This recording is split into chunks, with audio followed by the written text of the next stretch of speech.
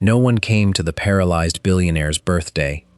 291 people said yes. Not one walked through the door. And then, an hour into the silence, a tired delivery driver holding his little girl's hand stepped into a ballroom that money built and gave a woman worth billions the one thing her fortune never could. But what neither of them knew that night was that the empty room around her was not an accident. Someone had built it on purpose, and by the time Victoria Hale found out who, it would already be a war. Victoria sat alone beside her own birthday cake and listened to the silence grow louder. 3 tiers, white and gold, 45 candles no one had lit. Crystal chandeliers burned above her.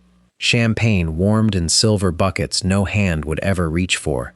Everything was perfect. Everything was ready. And it was 7:14 in the evening, and the party had started at 7, and she was the only guest at her own celebration. She kept her back straight. That was the one thing she could still do. 3 years earlier, a truck had lost control on a wet highway and taken the use of her legs, and in the long months after, she had learned that posture was a lie you could tell an entire room at once. So she sat straight in her wheelchair, hands folded, waiting for the shame to come. It didn't. Something worse came instead. Understanding. The excuses had started at 5:40. Her biggest investor, suddenly stuck in Denver, a city she knew for a fact he wasn't in. A senator with a vote. A cousin whose husband had come down with something. By 6:30 they were arriving faster than her assistant could read them. A delayed flight. A family emergency. Traffic. Illness. Some didn't bother to explain it all. And by 7 o'clock every chair was empty. And Victoria understood that this was not 291 separate emergencies. It was 291 people who had looked at their calendar, seen a crippled woman's birthday, and decided it was a thing they could skip. She did not yet know that they had been helped to decide. She had built one of the largest companies in the country before she turned 40. The papers had called her unstoppable. Investors had fought for her attention, and now she sat in a room built for hundreds, and not one of them had come, and she finally understood the truth she had spent her whole life running from. They had admired her power. Almost none of them had ever cared about her. The pianist in the corner had stopped playing an hour ago. He stood by the wall now, not sure whether to keep going for an audience of one, and the not knowing on his face hurt more than the empty chairs did. Miss Hale, Marcus, her assistant, came and knelt beside her chair. He was 29, and he had been crying in the coat room. She could see it in his eyes. "I can send the food to a shelter. There's a good one on Kessler. Box the cake first," she said quietly. "Don't throw it out. Someone should get to eat it." "Ms. Hale, I'm so sorry." "Don't," she said it gently, and the gentleness was the worst part, because it meant she had already accepted it. "Send everyone home. Pay them for the full night. There's no reason for anyone to stand here watching this happen to me." She would not say the rest out loud, but she thought it, sitting there. In 20 years of being the most important person in every room she entered, she had never once found out whether a single person actually liked her. She had been admired, she had been feared, she had been useful, and admiration and fear and usefulness all need power to survive, and the accident had taken the power. And now she had her answer. The answer was the sound of 200 wine glasses being packed quietly back into their boxes. She turned her chair toward the tall windows, so she wouldn't have to watch the room come apart. Out there the city glittered, 1,000 lit windows, 1,000 people who had somebody waiting for them. And for the first time all evening, alone where no one could see, Victoria Hale let her shoulders fall and stopped sitting straight.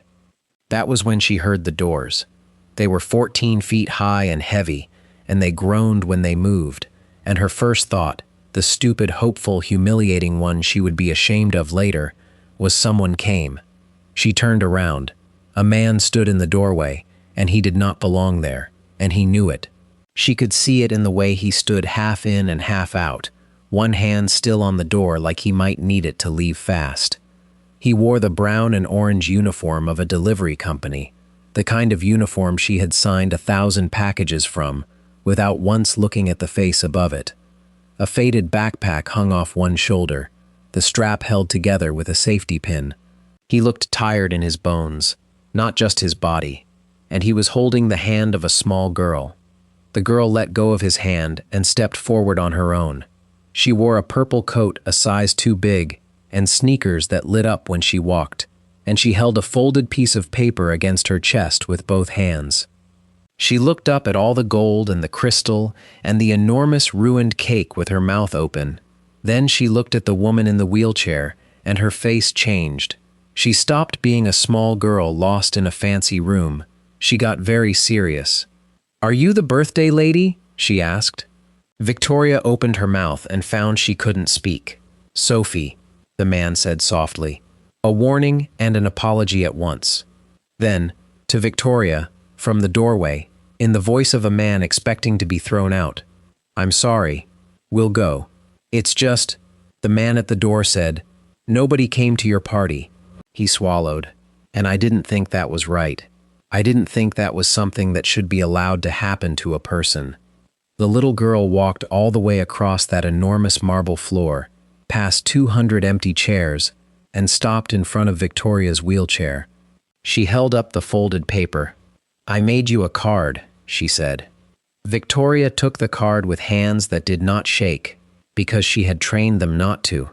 It was folded in half, uneven, the crease pressed down hard, the way children press when they want something to stay closed.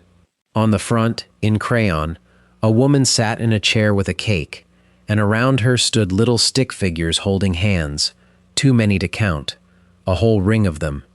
The yellow sun in the corner had a smile. She opened it. 6 words, in careful, wobbling letters that had clearly been erased and rewritten more than once. "No one should celebrate alone. Happy birthday." Victoria Hale had negotiated a $100 million merger 4 months after learning she would never walk again. She had sat across from men who wanted her company and let them believe they were winning until the moment they weren't. She had not cried at her own accident. She had not cried in 3 years of physical therapy. Not when her legs would not answer her. Not when she fell in the shower and lay on the tile for 40 minutes because she was too proud to press the emergency button. She had built her whole life on the principle that she would not be a woman who cried. She read 6 crayon words from a 10-year-old she had never met, and her face broke. It came up out of her all at once, the sound of it surprising even her, and she pressed the back of her wrist to her mouth to stop it, and it would not stop. 3 years of it. Every unreturned call. Every friend who meant to visit. Every relative who found a reason. Every person in the city who had learned to look just past her shoulder when they talked to her, at the empty air where a standing woman used to be. It all came up at once, over 6 words and a crayon sun. The little girl's face crumpled with worry. "Is it bad?" she whispered. "Daddy, I think I made it bad." "No." Victoria got the word out. "No, sweetheart. It's the best card anybody has ever given me." And she meant it, which was the thing that undid her all over again. The man had come closer now, drawn by his daughter, and he stood a few feet off with his hands hanging useless at his sides, the way a person does around grief they don't know how to fix. Up close she could see he was younger than the exhaustion made him look, and that the exhaustion was old, layered, the kind you don't get from one hard day. "I'm sorry," he said again. "We really will go.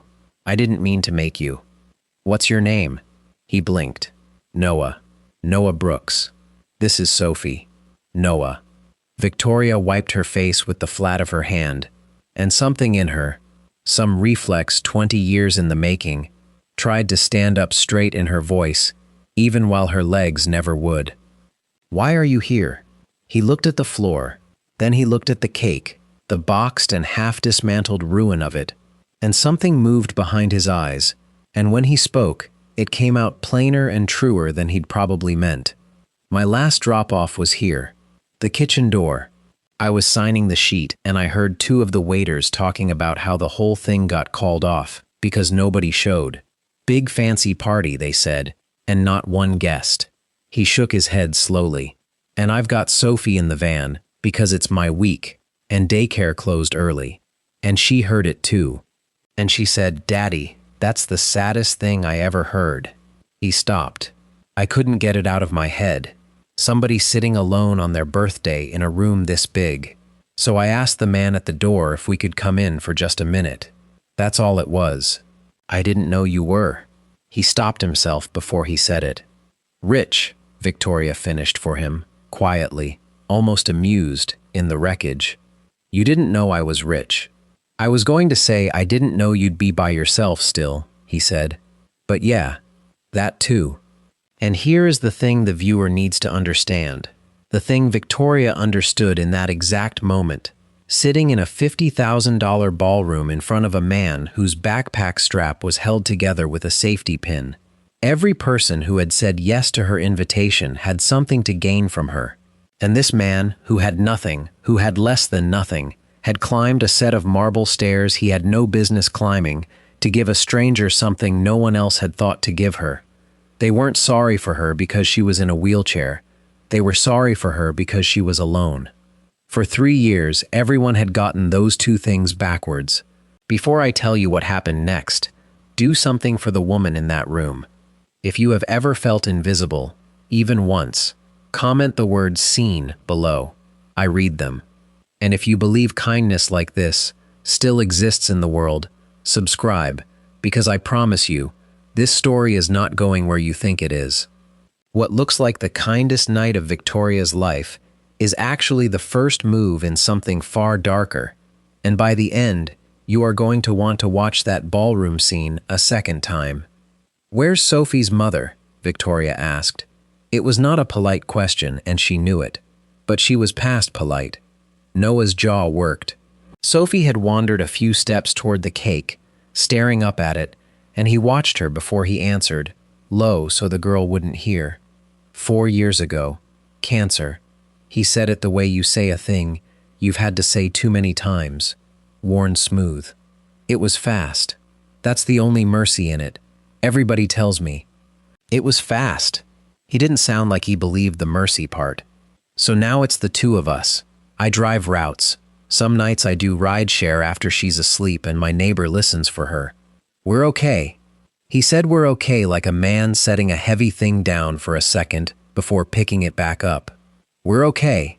Victoria looked at this man and thought about Gerald Pine, who had lied about Denver, who owned a house on a lake he visited twice a year. She thought about her own sister in Connecticut, who had sent a gift card. "Marcus," she said. Her assistant appeared. He had heard all of it, standing back, and his eyes were wet again. "Unbox the cake," Victoria said. "Ma'am?" "Unbox the cake. Bring it back to the center of the room, and go into that kitchen and find the 2 waiters who couldn't stop talking about the sad rich lady." A ghost of the old steel came into her voice, but warm now, aimed somewhere kind for the first time in years.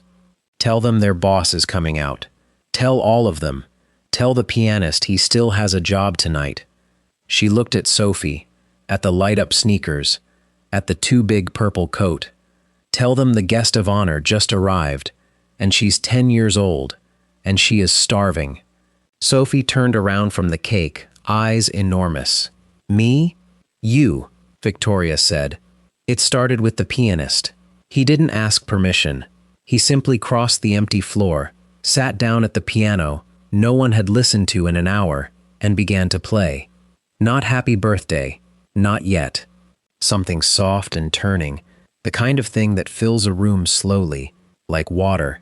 And one of the waiters, a kid named Diego who had been the one clearing plates, stopped stacking chairs and just stood there holding one, listening. "You heard her," Marcus said, moving through the room. "Nobody's going home. There's a birthday tonight after all."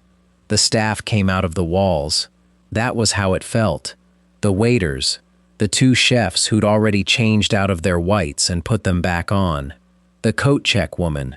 3 housekeepers who had been vacuuming the mezzanine and came down when they heard the music.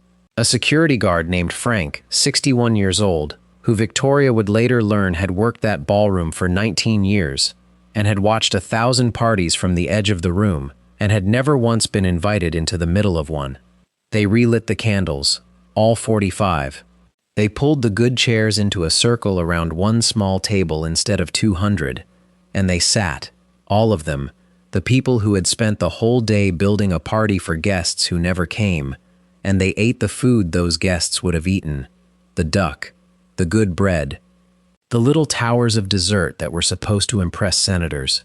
Sophie ate 3 of the chocolate ones and got it all over her face, and Frank laughed so hard he had to take his glasses off, and Noah watched his daughter be a child in a room full of strangers who had decided, all at once and without discussing it, to love her. And they sang.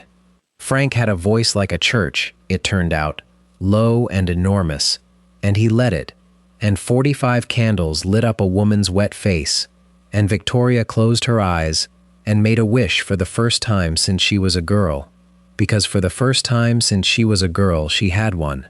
She did not wish to walk. She wished this would not end. It was near the end of the night, when Sophie had fallen asleep in 3 pushed-together chairs with her coat as a blanket, that the first thread came loose. Victoria never would have caught it if she hadn't been sitting so close. The girl talked in her sleep, just a little, and what she said, half dreaming, was, "Daddy, is the lady from your old work gonna be mad you took the flowers back?" Noah went very still. "She's dreaming," he said quickly. Too quickly. Victoria let it go. That night she let it go. But she was a woman who had built an empire on the things people said too quickly, and she filed it away, in the place where she kept the things that didn't fit. She found Noah by the door, as he lifted his sleeping daughter to carry her out. "Let me do something for you," she said. For her, college for Sophie, all of it, a better place to live. Whatever the number is, I don't care about the number. She expected gratitude. She had spent her whole life watching people's faces do the thing they do when she offered them money, that hungry, grateful softening. Noah's face didn't do it. "No," he said, gentle, but it was a wall. "Thank you. I mean that. But no. Noah, I have more money than—" "I know. That's exactly why I can't." He looked at his sleeping daughter. "If I take money for tonight, then tonight was a job. And it wasn't. Sophie didn't make you that card for a college fund. She made it because you were sad, and she didn't want you to be. I've got nothing to give her but that. The idea that you do a thing because it's right, and not because it pays. If I sell that tonight, I've got nothing left to raise her on. You understand?" Victoria, who could buy the hotel, looked at a man who could not comfortably buy the parking, and understood that she was the poorer of the two of them, and had been for a very long time. "Yeah," she said softly, "I understand." She watched the door close behind them. Then she sat alone in the ballroom for a long time, and she did not feel alone, and she thought about a little girl talking in her sleep about her daddy's old work and some flowers he took back. And then she took out her phone and called her lawyer at 11 at night on her birthday. But she did not call about a foundation. Not first. "Pull the guest list from tonight," she said. "All 291. I want to know when each cancellation came in, and I want to know what they have in common. Somebody go through it like it's a deposition." She paused, watching the last of the staff carry chairs into the dark. Because 291 people do not get sick on the same Tuesday. Somebody talk to them. I want to know who. The report came back 4 days later, and it was worse than she had guessed. Marcus laid it on her desk without a word, which was how she knew. The cancellations hadn't come in randomly. They had come in clusters, and every cluster traced back to the same 3 phone calls made 2 days before the party, from the same office, warning close friends of Victoria's, in confidence that the birthday was going to be a difficult, sad affair, that Victoria had become fragile and withdrawn since the accident, that frankly, it might be kinder and wiser not to be seen there, that attending might tie your name to a woman on her way down, The office the calls came from was inside Hale Industries, and the man who made them was Gerald Pine. Victoria sat with that for a long time. The empty room had not been an accident. It had not been the natural drifting away of people with better things to do. It had been manufactured, deliberately, by a member of her own board, and it had a purpose, and the purpose was not cruelty for its own sake. Gerald had needed a story to tell the other shareholders. He had needed proof that Victoria Hale was isolated, that no one stood with her anymore, that the Queen sat alone. And what better proof than a birthday nobody came to? He had not just skipped her party, he had emptied it. He had built the loneliest night of her life as an exhibit, and he was going to walk it into a shareholder meeting and use it to take her company. This is the thing you were not supposed to see coming, and neither was she. The kindest night of Victoria Hale's life was staged inside the cruelest thing anyone had ever done to her. If your heart is pounding right now, if you did not see that coming, comment, "I didn't see it," and stay with me. Because the woman they tried to bury just found the shovel. 3 years ago, this would have destroyed her. 2 months ago, it would have destroyed her. But something had changed in that ballroom. Victoria Hale was no longer fighting to be admired. She had felt, for one night, what it was to be cared for, and a person who has felt that is very hard to frighten. She did not weep over Gerald's betrayal. She got quiet, and she got precise, and she began to count. But first she had a smaller mystery to solve, because she could not stop hearing a sleeping child say, "The lady from your old work." She had Marcus look into Noah Brooks, not to use him, to understand him. And what came back stopped her cold. 11 years ago, before the delivery routes, before Sophie, Noah had worked at a logistics contractor, a small firm, and that firm had been swallowed, in one of the early acquisitions that built Hale Industries into what it was, by a deal Victoria herself had signed. In the restructuring that followed, a whole warehouse of workers had been let go with almost nothing. Noah had been one of them. He had lost that job because of her signature on a document she barely remembered signing, in a year when she signed 100 of them. But that was not the part that stopped her. The part that stopped her was the severance dispute. A group of those laid-off workers had filed a complaint, arguing the terminations violated the terms of their contracts.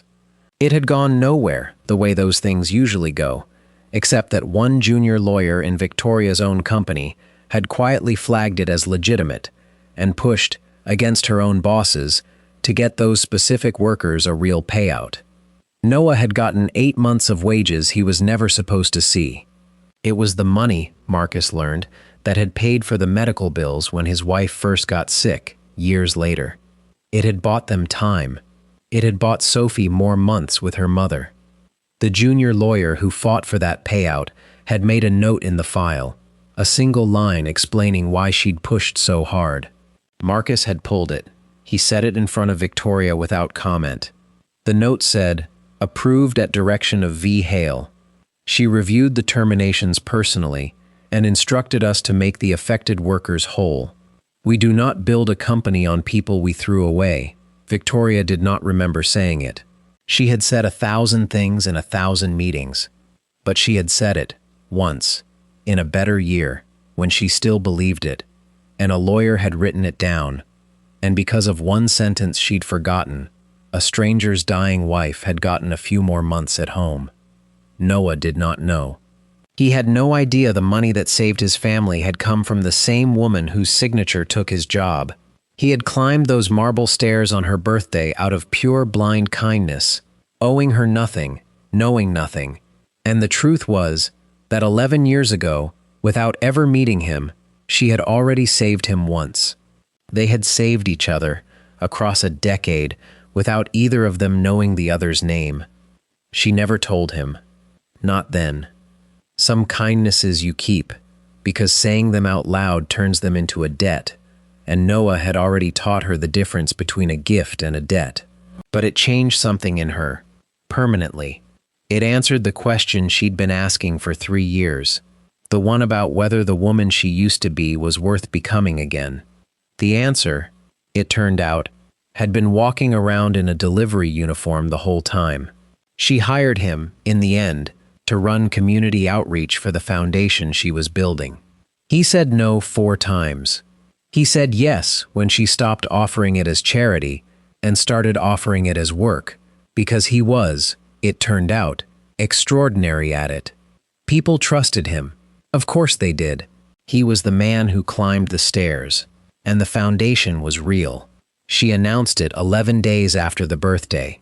$400 million, a controlling personal stake, redirected toward single parents, disabled survivors, caregivers, and the people who did the invisible work in buildings like the Ashford. She called it the Empty Chair Fund, but she was not naive anymore. She knew exactly what Gerald would say about a woman in a wheelchair giving away a fortune to poor people. He would say it was proof. Proof she'd lost her grip. And she let him think that was all it was, because a man who thinks you've lost your grip is a man who stops watching your hands. Marcus found the share transfers a week later. Gerald had been buying quietly, and not alone. Board members, 2 of the very executives who had called her friends and told them to stay home. They had a number, and the number was almost enough, and they had scheduled a vote to remove her as chair, on the grounds that her recent behavior, the isolation, the empty birthday, the reckless $400 million, showed she was. The memo actually used the words, no longer fit to lead. The woman they had emptied a ballroom to isolate was now going to be removed for being isolated. It was, Victoria had to admit, elegant. Gerald had built the crime and the evidence in a single move. He had made only one mistake, and it was the same mistake that had left a woman alone beside a cake. He had counted everyone who mattered. He had never once counted the people who didn't. Because the company had a wide profit-sharing program, built years ago, in a better year, by a younger Victoria who still believed things, the same year and the same self who had told a lawyer to make some warehouse workers whole. Thousands of ordinary employees held small pieces of stock, each one almost nothing, each one a vote, and no one in Gerald's circle had ever bothered to court them, because you do not court people you cannot see. Victoria had spent 3 years learning exactly what it felt like to be invisible. She knew precisely how to find the people no one else was looking at. The vote was set for a Thursday. She spent the 11 days before it doing the one thing Gerald Pine would never in his life think to do. She met the workers, not on a stage, in break rooms, in the parking garage at shift change, in the loading dock where the delivery drivers came through, the very kind of dock a younger Noah had been fired from. She learned their names, the way she'd learned Diego's and Anna's and Frank's. She told them, plainly, what the board was trying to do.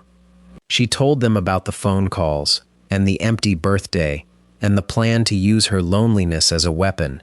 And she did not ask them to vote for her because she was their boss. She asked them because she was, finally, one of the people who saw them. Noah came with her to every single one. He didn't have to. He did it because it was right, and not because it paid, which was the only reason he ever did anything. And the drivers on the loading dock trusted him on sight, because he was one of them, and that trust became hers. The boardroom on Thursday had the same 14-foot doors as the ballroom. Victoria noticed that as she rolled toward them. She had come to think of doors as the whole story of her life now, the ones that closed and the one that opened. Gerald was already seated, and he had the easy face of a man who has already counted the votes and likes the number. "Victoria," he said warmly, and the warmth was the worst part, the same gentleness of a person who has decided the outcome. "I want you to know, whatever happens today, we all have such respect for what you built. How's Denver?" she asked pleasantly, settling her chair at the head of the table. He blinked. "Sorry? You told my guests I'd become fragile, withdrawn, that it would be unwise to be seen with me." She said it lightly, almost kindly, and watched the color leave his face as he understood that she knew, that she'd known for weeks, that she had let him walk all the way to the edge. "You made 3 phone calls, Gerald. You should have made them from a different building." The room went very quiet. The vote went the way votes go, slow and procedural, hands and proxies and numbers read aloud. Gerald's side voted their shares. Victoria voted hers. And then the council reading the tally paused and frowned and recounted, because the proxies coming in from the general employee pool were not landing where anyone had modeled them. They were landing on Victoria, thousands of them, small, each one almost nothing, and together, an avalanche. Drivers, housekeepers, the people on the loading dock, the invisible company, voting as one for the only executive who had ever learned their names. Gerald's face, as the number moved past his and kept climbing, was the face of a man watching a door close that he had been absolutely certain let out. He had counted everyone who mattered. He had simply never learned that everyone matters. That was the whole flaw in him, the flaw in all of them, the flaw that had left a woman alone beside a cake, and it cost him the company in the space of a single afternoon. She did not gloat. She had been on the losing side of that number, the invisible side, and she would not do to him what had been done to her. She let him keep his dignity walking out, which was more than he'd left her on her birthday. That, too, was something the ballroom had taught her. When the room emptied, only Noah was left, standing by the window where he'd watched the whole thing. "You knew," he said, "about the workers' shares. You knew the whole time. I forgot I'd built it. I built a thing years ago to take care of people, and then I stopped seeing them, same as everyone." She looked up at him, and for a moment she almost told him the rest, the warehouse, the 8 months of wages, the sentence a lawyer wrote down. She didn't. "You're the one who taught me to look again. A 10-year-old with a crayon taught me to look again." A year later, she had another birthday. She reserved the Ashford Grand Ballroom again. Same room, same 14-foot doors. But this time she sent no invitations to senators, no couriers to men with lake houses. This time the room was full of the people who had filled it the first night, and everyone they had helped since. Diego was there, and his mother, flown in. Anna's son had a birthday party of his own now, paid for, and he came running across the marble in light-up sneakers just like Sophie's. Frank stood in the middle of the room this time, not the edge, and when it came time to sing, he led it. Marcus lit the candles, all 46, and when they were lit, Sophie Brooks, 11 now, climbed up on a chair so everyone could see her, and held up her hands for quiet, and unfolded a piece of paper she had colored herself. "I made another card," she announced, to the whole room. Victoria Hale, surrounded, held, seen, laughed until she cried, because here is the truth, the one that cost her everything to learn and gave her everything back. She had spent 45 years believing that if she built enough, earned enough, mattered enough, she would never be alone. And it was all a lie. The fortune couldn't fill a single chair. The company couldn't hold her hand. The people she paid to admire her had emptied a room to bury her, and the people she had never even seen had filled it back up.